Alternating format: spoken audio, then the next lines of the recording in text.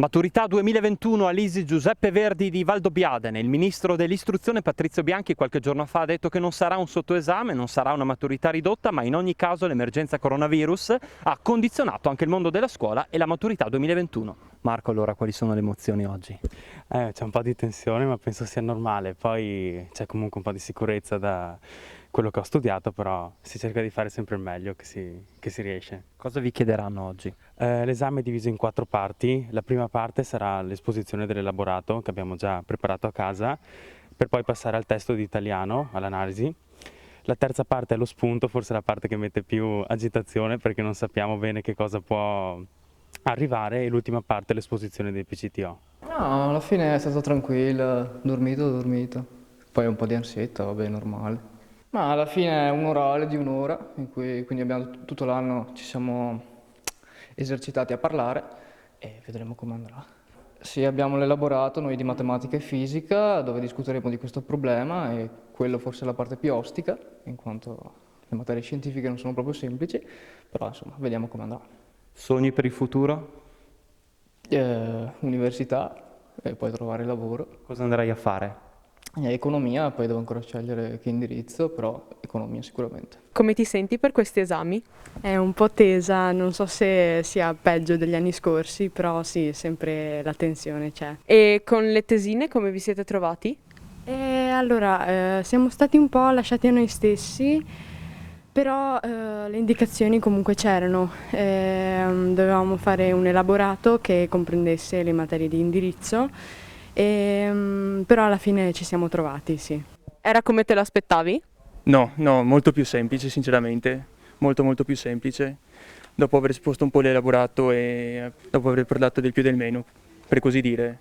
Sono stati gentilissimi, anche il presidente è stato gentilissimo e sul serio non ho niente da dire rispetto a questo. E una domanda magari che non ti aspettavi che ti facessero?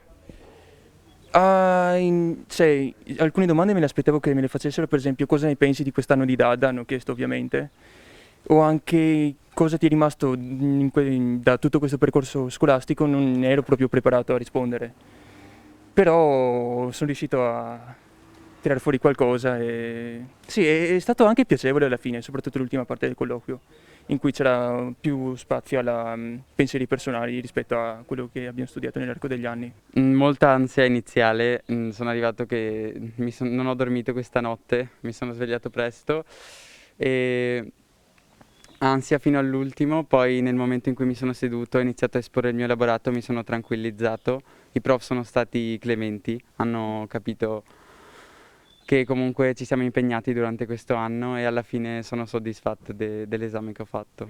Era come te l'aspettavi oppure era diverso? No, in realtà era proprio come me lo aspettavo. E una materia che non pensavi magari ti chiedessero, ti facessero domande? Latino, mi è capitata la fonte direttamente di latino.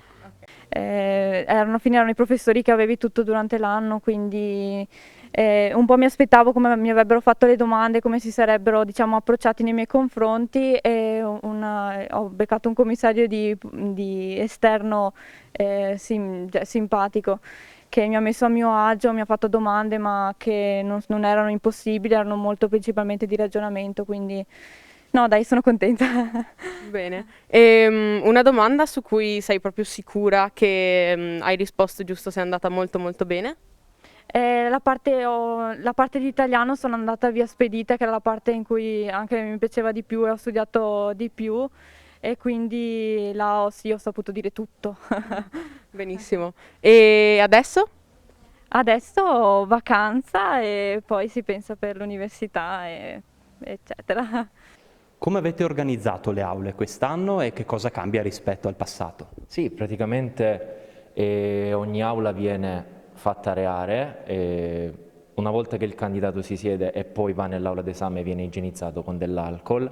Ci sono delle vie di ingresso e di uscita che sono differenti, quindi i candidati entrano dall'entrata principale e poi escono da un'altra uscita, quindi non si incontreranno nemmeno tra di loro, non c'è proprio contatto. Possono portare anche fino a una persona, se non mi sbaglio? Esattamente, un accompagnatore, compilando il dovuto modulo in cui accertano che non hanno febbre, non hanno nessun sintomo, come dire, sospetto, e quindi è questo. E loro ogni volta che vanno via da un'aula, noi entriamo per igienizzarla con dell'alcol. Hanno addirittura le aule in cui verranno esaminati sono 2, quindi se un candidato fa l'esame in un'aula, quello successivo lo farà in un'aula differente, in modo da permetterci di igienizzare i banchi, le tastiere, perché loro presentano un elaborato, utilizzano un computer e questo poi va disinfettato, vengono aperte le finestre, viene disinfettato praticamente tutto quello con cui lui entra in contatto. È presente anche un'aula Covid in cui se il candidato appunto ha una temperatura superiore a 37,5, ha dei sintomi particolari, viene messo lì nell'aula Covid.